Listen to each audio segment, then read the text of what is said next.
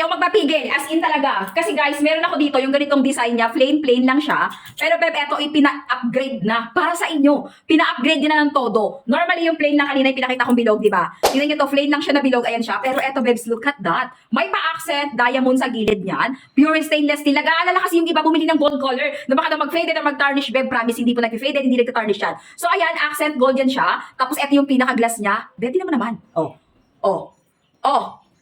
Papakita ko lang malapitan para malaman nyo. Tingnan nyo. Bebek yung pinaka-appearance ng product. Look at that.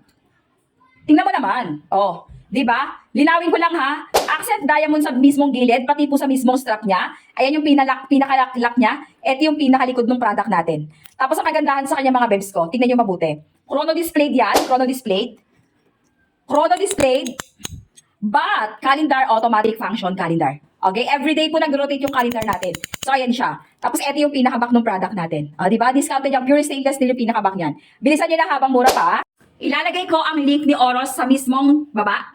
Diyan ka na mag-check out kung gusto mo tong ganitong klaseng relo.